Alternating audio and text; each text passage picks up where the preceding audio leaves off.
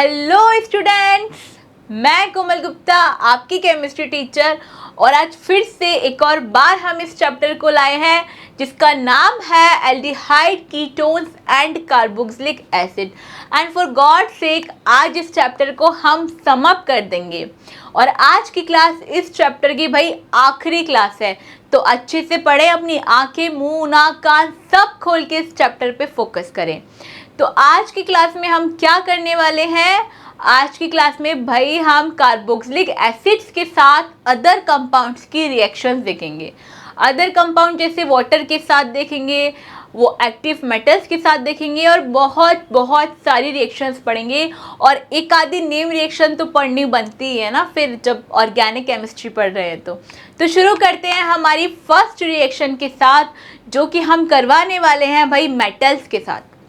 Active metal के साथ हम ये रिएक्शन पढ़ने वाले हैं।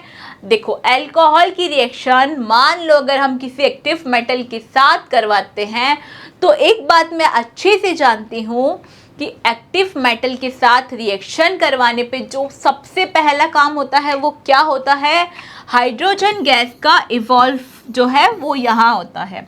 जैसे मैं हर बार यहाँ क्या करवा रही हूँ, एक्टिव मेटल की रिएक्शन, तो मेरे पास क्या होगा भाई? हाइड्रोजन गैस तो इवॉल्व होगी ही होगी। उसके बाद क्या होगा? यहाँ पे भाई सॉल्ट का फॉर्मेशन होगा। जैसे यहाँ भी अल्कोहल के साथ करवाया तभी भी सॉल्ट फॉर्मेशन हुआ, फिर मैंने किसके साथ करवाया भाई? फिनॉल के साथ करवाया तभी भी सॉल्ट का फॉर्मेशन हुआ। और जब मैं हमारे कार्बोक्सिलिक एसिड के साथ करवाती हूँ तभी भी क्या होता है? यहाँ सॉल्ट का फॉर्मेशन होता है और साथ में हाइड्रोजन गैस लिबरेट होती है।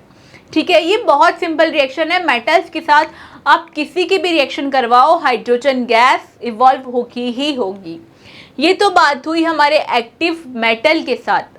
अब नेक्स्ट बात करते हैं हम इनकी वाटर के साथ। एक्वस सॉल्यूशन, देखो सॉल्यूशन कैसा होगा? हमारा एक्वस होगा। अब जब भी हम क्या करेंगे, एक्वस सॉल्यूशन के साथ रिएक्शन करवाएंगे, तो पहली बात तो ये कि जो हमारा अल्कोहल होता है वो एक्वस सॉल्यूशन में रिएक्शन देता ही नहीं है, उसकी रिएक्टिविटी कम होना शुरू हो जाती है। तो कौन कौन से कंपाउंड यहाँ रिएक्शन देते हैं भाई? यहाँ फिनॉल्स जो है रिएक्शन देते हैं। हमारे कार्बोक्सिलिक एसिड तो बहुत रिएक्टिव होते हैं, तो ये भी यहाँ रिएक्शन शो करते हैं। अब सबसे पहले भाई हमने एक्वस NaOH के साथ इसकी रिएक्शन करवाई, तो यहाँ से क्या निकलेगा? सिंपल वाटर मॉलिक्यूल निकलेगा और फिनॉक्साइड आयन यहाँ बनता है, जो कि हम जानते हैं बिकॉज ऑफ रेजोनेंस क्या होता है भाई? बहुत स्टेबल होता है। इसकी वजह से ये जो H आयन है वो हमारे फिनॉल और हमारे एसिड से निकलता है, OH आयन हमारे सॉल्यूशन से निकलेगा और यहाँ से एक वाटर मॉलिक्यूल रिलीज होता है और साथ में किसका फॉर्मेशन होता है? हमारे सॉल्ट का। यहाँ फिनॉल का सॉल्ट बना और यहाँ कार्बोक्सिलिक एसिड का एक सॉल्ट बना। ये बात हुई हमारे एक्वस सॉल्यूशन के साथ कार्बोक्सिलिक एसिड्स की रिएक्शन की। तो तुमने क्या देखा भाई? अल्कोहल्स यहाँ रिएक्शन नहीं देते, सिर्फ फिनॉल्स और कार्बोक्सिलिक एसिड्स ही यहाँ रिएक्शन देते हैं। अब नेक्स्ट बात करते हैं भाई वीक एल्कलाई कंपाउंड्स के साथ। अब ये जो वीक एल्कलाई कंपाउंड्स है ना, इनके साथ तो ना फिनॉल रिएक्शन करते हैं ना ही हमारा अल्कोहल रिएक्ट करता है। इनके साथ जो रिएक्शन देते हैं वो कौन है? वो सिर्फ भाई हमारा कार्बोक्सिलिक एसिड है, जो हमारे वीक एल्कलाई मेटल के साथ रिएक्शन करता है। मतलब सोडियम कार्बोनेट के साथ जब हम कार्बोक्सिलिक एसिड की रिएक्शन करवाते हैं तब वापस से यहाँ किसका फॉर्मेशन होता है? सॉल्ट का। और क्योंकि सोडियम बाइकार्बोनेट के साथ रिएक्शन करवा रहे हैं तो CO2 का निकलना तो बहुत ज़रूरी है। और साथ में क्या निकलता है? साइड प्रोडक्ट वाटर भी यहाँ से निकलता है। तो ये भाई कुछ रिएक्शंस हैं जो हमें थोड़ी थोड़ी आनी चाहिए, मतलब आनी चाहिए। अगर हमें पूछ ले रिएक्शन तो हमें पता होना चाहिए कि भाई एक्टिव मेटल्स के साथ अल्कोहल, फिनॉल और कार्बोक्सिलिक एसिड तीनों रिएक्शन दे सकते हैं, जबकि जो हमारा सोडियम बाइकार्बोनेट है, वीक एल्कलाई मेटल है, उसके साथ सिर्फ और सिर्फ कार्बोक्सिलिक एसिड रिएक्शन दे सकता है। और एक्वस मीडियम में अल्कोहल्स रिएक्शन नहीं देते, only phenols and carboxylic acids ही जो है रिएक्शन परफॉर्म करते हैं। तो ये बात हुई भाई इनकी 3 बेसिक प्रॉपर्टीज़ की। अब नेक्स्ट बात करते हैं हम इनके एसिडिटी ऑर्डर की। देखो एसिडिटी ऑर्डर जो है वो किस पे डिपेंड करता है, कैसे चेक करते हैं। सबसे पहला काम हाइड्रोजन आयन का डोनेशन। तो भाई हमारे पास हाइड्रोजन आयन को हम डोनेट करके हम अपना एनायन फॉर्मेशन कर लेते हैं। बिल्कुल, तो पहले हमने कार्बोक्सिलिक एसिड का एनायन फॉर्मेशन किया, फिर फिनॉल का, और फिर हमने किया अल्कोहल का। तो हमने यहाँ पे देखा भाई फिनॉल के अंदर तो हमें रेजोनेंस स्ट्रक्चर्स बहुत सारी मिली थी। इसकी वजह से क्या हुआ, इसकी वजह से इसकी स्टेबिलिटी बहुत ज़्यादा हो गई। स्टेबिलिटी की वजह से इनका एसिडिक ऑर्डर अल्कोहल से तो ज़्यादा हुआ था। क्यों हुआ था? रेजोनेंस की वजह से। हमें क्या चेक करना है एसिडिटी के अंदर, हाइड्रोजन आयन डोनेशन के बाद जो कंपाउंड हमारे पास बचता है उसका स्टेबिलिटी कितना है। जितना ज़्यादा उसकी स्टेबिलिटी होगी भाई वो कंपाउंड उतना ही स्टेबल होगा, उतना ही एसिडिक होगा। ये बात क्लियर है। इसकी वजह से फिनॉल्स की एसिडिटी ज़्यादा हुई थी कंपैरेटिव टू अल्कोहल। पर कार्बोक्सिलिक एसिड की एसिडिटी ज़्यादा क्यों होती है? देखो कार्बोक्सिलिक एसिड्स में भी क्या होती है, रेजोनेंस। अब इस रेजोनेंस की वजह से यहाँ पे जो एक जादू होता है वो क्या होता है भाई, ये नेगेटिव चार्ज यहाँ आया और ये इलेक्ट्रॉन इस कार्बन के साथ यहाँ आ गए, तो यहाँ पे और यहाँ पे क्या है, पार्शियल डबल बॉन्ड कैरेक्टर इसको मिलते हैं। देखो ये स्ट्रक्चर ऐसी कुछ बनती है, ठीक है। अब तुम एक चीज देखो, क्या ये दोनों स्ट्रक्चर हूबहू एक जैसी है? बिल्कुल। इसकी वजह से यहाँ पे क्या है, एकदम सेम रेजोनेटिंग स्ट्रक्चर्स बनती हैं, इसलिए इसकी रेजोनेटिंग स्ट्रक्चर्स कम स्टेबल होती है कंपैरेटिव टू कार्बोक्सिलिक एसिड्स की। मैं ये बात मानती हूँ कि भाई फिनॉल के अंदर 5 रेजोनेटिंग स्ट्रक्चर्स बनी थी, जबकि यहाँ पे 2 ही बनेगी, लेकिन ये जो दोनों होंगी बिल्कुल सेम टू सेम होंगी, मतलब आइसो स्ट्रक्चर जो है यहाँ बनता है। लेकिन इसमें क्या है भाई, ये नेगेटिव चार्ज कभी ऑर्थो पे, कभी मेटा पे और कभी पैरा पोजिशन पे जाके लग रहा था। इसकी वजह से यहाँ इसका स्ट्रक्चर दिखने में थोड़ा अलग था। इसलिए भाई ये जो कार्बोक्सिलिक एसिड की रेजोनेटिंग स्ट्रक्चर्स होती हैं वो ज़्यादा स्टेबल होती है फिनॉल के कंपैरेटिव, इसलिए इसका एसिडिटी बहुत ज़्यादा होता है फिनॉल से, और अल्कोहल का तो फिर इन दोनों से कम होता है, क्योंकि यहाँ कोई रेजोनेंस नहीं होती, कोई अनदर फैक्टर नहीं है इसकी एसिडिटी को स्टेबल करने के लिए। तो एसिडिटी समझ में आ गई, बहुत सिंपल है, ठीक है। अब नेक्स्ट बात करते हैं भाई हम इनकी रिएक्शंस की, किसके साथ। सबसे पहले हम इसकी रिएक्शन देखेंगे PCl5 के साथ। ये रिएक्शंस हमने और कहाँ पढ़ी थी भाई, ये रिएक्शंस जब हम अल्कोहल पढ़ रहे थे हमने वहाँ भी अल्कोहल फॉर्मेशन के लिए PCl5 की रिएक्शन देखी। PCl की रेड फॉस्फोरस के साथ देखी थी, SOCl2 के साथ देखी, मतलब हमने 5 प्रोडक्ट्स, 5 रिएक्टेंट से 5 अल्कोहल के प्रोडक्ट्स बनाए थे अलग अलग तरीके से। अब बात करते हैं भाई हम इनके नेक्स्ट कार्बोक्सिलिक एसिड के साथ PCl5 की रिएक्शन की। जब हम PCl5 के साथ कार्बोक्सिलिक एसिड की रिएक्शन करवाते हैं यहाँ भी सेम काम होता है। ये जो OH है ना, ये सब्स्टिट्यूट हो जाता है हमारे PCl5 के क्लोरीन के साथ। जब ये सब्स्टिट्यूट हो रहा है, अब देखो अब क्या पढ़ रहे हैं हम, रिएक्शन पढ़ रहे हैं कार्बोक्सिलिक एसिड्स की, किसके साथ, PCl5 के साथ। अब हम कार्बोक्सिलिक एसिड नहीं बना रहे, अब हम कार्बोक्सिलिक एसिड के साथ रिएक्शन पढ़ रहे हैं। तो अब जो हमारे पास कंपाउंड बना, पहली बात तो ये क्या बनेगा, एसिड का कोई डेरिवेटिव बना, ठीक है। अब एसिड डेरिवेटिव में भी क्या बना, ये एसिड डेरिवेटिव में भी भाई ये बना एसिल क्लोराइड, ठीक है। बात समझ में आई। जब हम पहले क्या कर रहे थे, एसिल क्लोराइड से एसिड डेरिवेटिव से एसिड का फॉर्मेशन कर रहे थे, अब हम क्या कर रहे हैं, एसिड से एसिड डेरिवेटिव्स बनेंगे। जब हम एसिड्स की रिएक्शन किसी और के साथ, किसी और कंपाउंड के साथ करवाएंगे तब हमें क्या मिलेगा, एसिड डेरिवेटिव्स। तो यहाँ PCl5 के साथ करवाई तो ये OH सब्स्टिट्यूट हुआ क्लोरीन के साथ और हमें क्या मिला, एसिल क्लोराइड।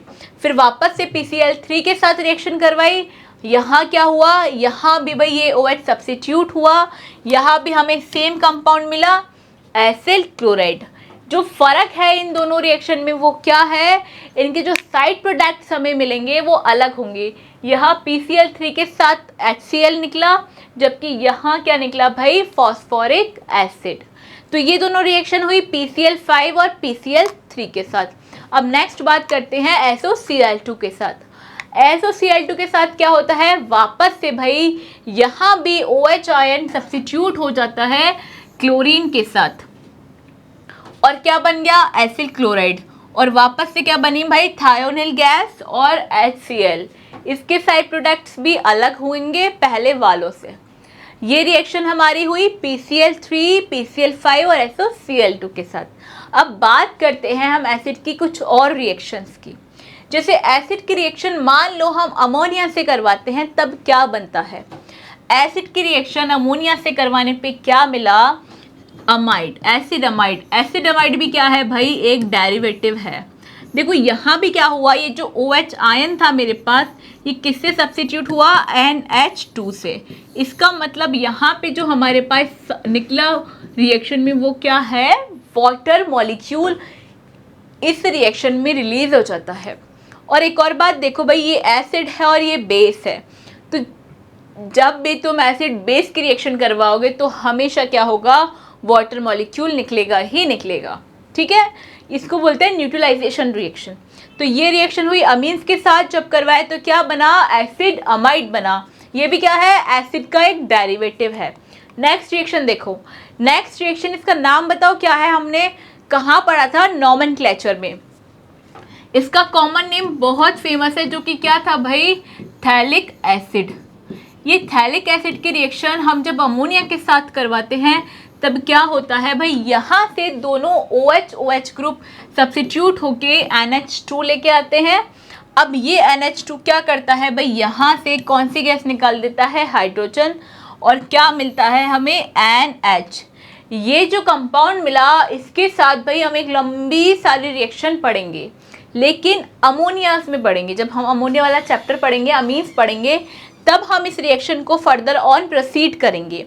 अभी तुम्हें याद रखना है, वो क्या याद रखना है, कि जब भी हम थैलिक एसिड की रिएक्शन करवा रहे हैं, हमारे कार्बोक्सिलिक एसिड के प्रोडक्ट की रिएक्शन करवा रहे हैं, तो हमें क्या मिला, एसिड का डेरिवेटिव हमें यहाँ से मिल रहा है। ठीक है, अब बात करते हैं हम हमारी नेक्स्ट रिएक्शन की। ये क्या है, फॉर्मेशन ऑफ एनहाइड्राइड। अब हमें क्या करना है, एसिड से फॉर्म करना है एनहाइड्राइड। एनहाइड्राइड का मतलब क्या होता है, रिमूवल ऑफ वाटर। ठीक है, सिंपल सा काम करेंगे भाई, ये जो हमारा एसिड है इसमें से क्या करेंगे, एक वाटर मॉलिक्यूल निकाल देंगे। किसी भी एसिड से OH और किसी का भी H आयन निकाल देंगे, और सिंपल क्या बन जाएगा, एनहाइड्राइड। तो अब तुम देख पा रहे हो, हर एक कार्बोक्सिलिक एसिड की रिएक्शन में यहाँ क्या हो रहा है, यहाँ एसिड का डेरिवेटिव बन रहा है हर एक रिएक्शन में, है ना। हमने जितनी सारी भी पढ़ी, पहले एसिड क्लोराइड फॉर्मेशन किया, फिर अमाइड बनाया, और हमने अभी क्या बनाया, एनहाइड्राइड। तो क्या इन सब में एसिड डेरिवेटिव बना। इसका मतलब एसिड डेरिवेटिव का क्या मतलब हुआ, कि एसिड के साथ ही कुछ रिएक्शन करके हमने जब अलग कंपाउंड्स का रिएक्शन करवाया और जो प्रोडक्ट्स हमारे पास मिले वो क्या बनाए थे भाई, एसिड डेरिवेटिव्स। ठीक है, अब ये बात हुई हमारे एनहाइड्राइड के फॉर्मेशन की। अब नेक्स्ट रिएक्शन करते हैं डीकार्बोक्सिलेशन रिएक्शन। और तुम ये मान लो आज की क्लास का ये इम्पॉर्टेंट रिएक्शन है। ये एक नेम रिएक्शन है जिसको हम और क्या बोल सकते हैं, कोलबेस इलेक्ट्रोलाइसिस रिएक्शन। एक तुमने रिएक्शन पढ़ी कोलबेस रिएक्शन, वो अलग है। ये कोलबेस का क्या हो रहा है, इलेक्ट्रोलाइसिस, ये रिएक्शन अलग है। ठीक है, इस रिएक्शन में क्या हो रहा है, पहली बात तो इसका नाम एक और क्या है, डीकार्बोक्सिलेशन। मतलब कि कार्बन का क्या होगा, रिमूवल होगा। जितने कार्बन मेरे पास रिएक्टेंट में होंगे उससे कम एक कार्बन मुझे कहाँ मिलेगा, प्रोडक्ट में मिलेगा। क्लियर है ये बात। इंपॉर्टेंट चीज़ क्या है, ये रिएक्शन किसके प्रेजेंस में होती है, सोडियम हाइड्रोक्साइड और कैल्शियम ऑक्साइड के साथ। जब हम इसको हीट करते हैं तब हमें हर बार यहाँ पे क्या मिलता है भाई, एल्केन मिलता है। ठीक है, अब देखो वहाँ कितने कार्बन थे, एक कार्बन और दूसरा कार्बन। यहाँ पे कितना कार्बन मिला भाई, एक कार्बन मुझे मिला। एक और एग्जाम्पल इसका देखो, जैसे मान लो मेरे पास है CH3 CH2 C double bond ONA। ठीक है, अब इसकी रिएक्शन में वापस करवा रही हूँ NaOH के साथ CaO। ठीक है, और हीट किया इसको मैंने, तो जब मैं ये रिएक्शन करवाऊंगी तब मुझे क्या मिलेगा, CH3 और CH3, साथ में क्या निकलेगा, Na2CO3।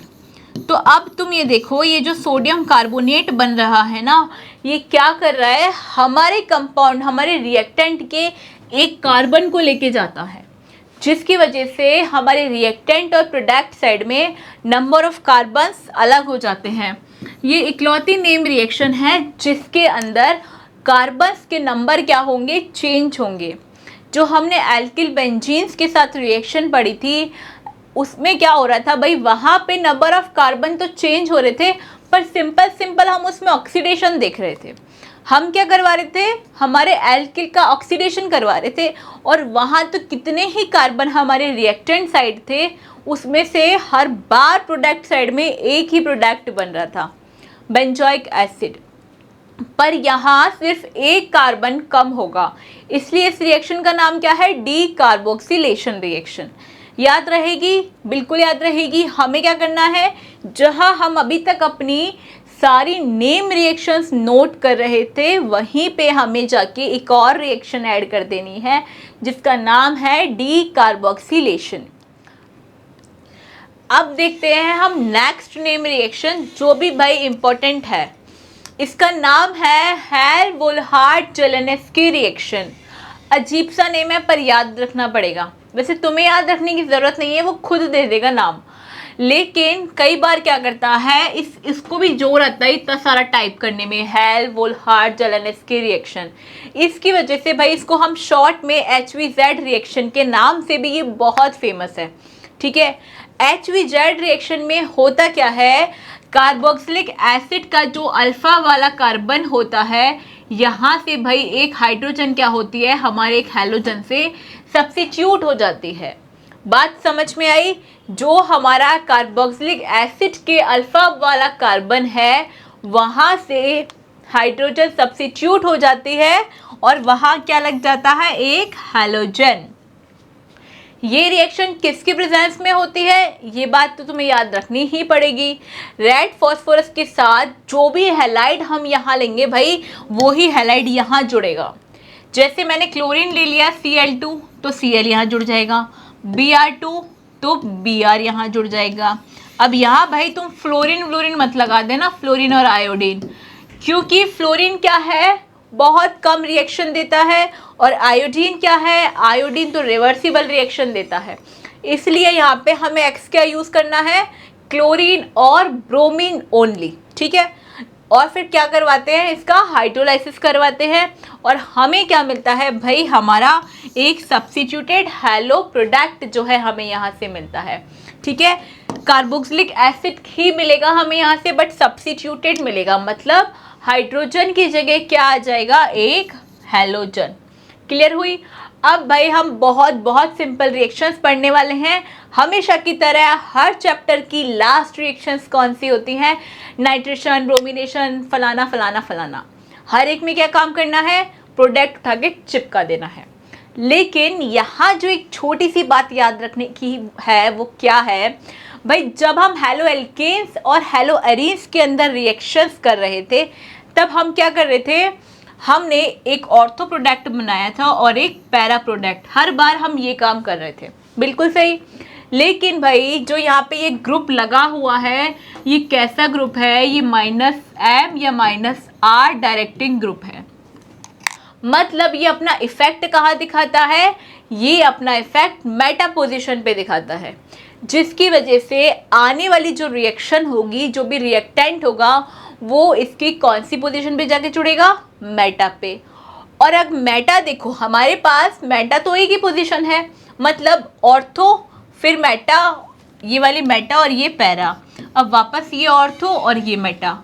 अब चाहे तुम रिएक्शन इस पे करवा दो या चाहे तुम रिएक्शन इस वाली पोजीशन पे करवा दो, तुम्हारे पास जो प्रोडक्ट मिलेगा भाई वो सेम ही होगा। जब हम इसका नॉमेनक्लेचर करेंगे तो हमारे पास क्या होगा, मेटा नाइट्रोबेंजोइक एसिड। इसका नाम भी मेटा नाइट्रोबेंजोइक एसिड। मतलब यहाँ जो है तुम्हें एक ही प्रोडक्ट मिलेगा। जब ऑर्थो और पैरा पे जाके अटैक कर रहे थे तब भाई हमें ऑर्थो पैरा सब्स्टिट्यूटेड दो अलग अलग प्रोडक्ट्स मिलते थे। ठीक है, तो फर्स्ट रिएक्शन नाइट्रेशन है। नाइट्रेशन में क्या करते हैं, कंसंट्रेट H2SO4 और HNO3 की रिएक्शन करवाते हैं और हमारे पास भाई NO2 जाके अटैक करता है। किस पोजीशन पे करेगा, मेटा पे करेगा, क्योंकि ये जो कार्बोक्सिलिक एसिड है ये कैसा ग्रुप है, मेटा डायरेक्टिंग ग्रुप। ठीक है, अब नेक्स्ट रिएक्शन हम देखेंगे ब्रोमिनेशन। ब्रोमिनेशन मतलब ब्रोमीन का रिएक्शन। कहाँ अटैक करेगा, मेटा पे करेगा। क्यों करेगा, क्योंकि ये मेटा डायरेक्टिंग ग्रुप है। ठीक है, किसके साथ करवाएंगे इसकी रिएक्शन, FeBr3 के साथ और Br2 के साथ। FeBr3 क्या करेगा भाई, इसको एक अच्छा इलेक्ट्रोफाइल बनाएगा। ठीक है, इसकी वजह से ये फटाफट जाके इसकी पोजीशन पे अटैक कर देगा। ये तो बात हुई नाइट्रेशन और ब्रोमिनेशन की।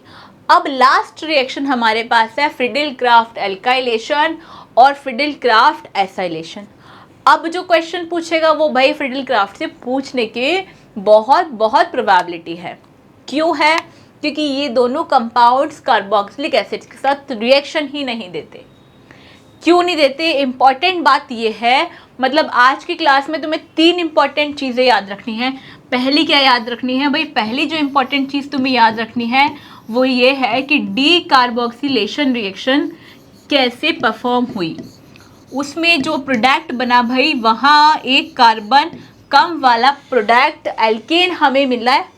दूसरी बात, दूसरी नेम रिएक्शन हेल-वोल्हार्ट जेलेनेस्की रिएक्शन तुम्हें याद रखनी है। और तीसरी सबसे इम्पॉर्टेंट बात, फ्रिडिल क्राफ्ट एल्काइलेशन या फ्रिडिल क्राफ्ट एसाइलेशन रिएक्शन क्यों नहीं होती। आज की क्लास की सबसे इम्पॉर्टेंट बात यही है। तो सुनो मेरी बात, फ्रिडिल क्राफ्ट एल्काइलेशन और एसाइलेशन में होता क्या है, ये जो ग्रुप है ना, जब हम इसकी रिएक्शन करवाने पे आते हैं ना तब क्या करते हैं भाई, यहीं पे जैसे मान लो फ्रिडिल क्राफ्ट एल्काइलेशन किसकी प्रेजेंस में होगी, एनहाइड्रस मीडियम में होगी, है ना। अब क्या होगा भाई, वहाँ उस मीडियम में ये COOH जो ग्रुप है मेरे पास, ये आपस में ही क्या करता है, रेजोनेंस करता है। उस रेजोनेंस की वजह से क्या होता है, ये अपने आप को फ्री ही नहीं करता किसी और के साथ रिएक्शन करने पे। दूसरी बात, अगर हम इस रिएक्शन को परफॉर्म भी करवा दें तो यहाँ क्या होगा भाई, ये COOH के साथ ही रिएक्शन होना शुरू हो जाएगी। इसकी वजह से फ्रिडिल क्राफ्ट एल्काइलेशन और फ्रिडिल क्राफ्ट एसाइलेशन दोनों रिएक्शन हमारे पास होती ही नहीं है। अब हमें दोनों का रीज़न पता है क्यों नहीं होती, और ये बात इंपॉर्टेंट भी है, याद भी रखनी है। ये बात तो वो पूछ भी सकता है क्योंकि जो नहीं होता वही केमिस्ट्री में ज़्यादा पूछा जाता है। Exceptions are favourite of chemistry. ठीक है, तो यहाँ भाई हमारा एक और चैप्टर ख़त्म हुआ। अब हम मिलेंगे नेक्स्ट चैप्टर में, पर उससे पहले हमें क्या करना है, उससे पहले हमें तीनों चैप्टर अच्छे से पढ़ने हैं। कौन कौन से, हेलो एल्केन्स, अल्कोहल, फिनॉल, और लास्ट चैप्टर जो हमने अभी समाप्त किया है, कार्बोक्सिलिक एसिड, एल्डिहाइड और हमारे कीटोन्स। तब तक के लिए पढ़ते रहिए, हंसते रहिए। Thank you.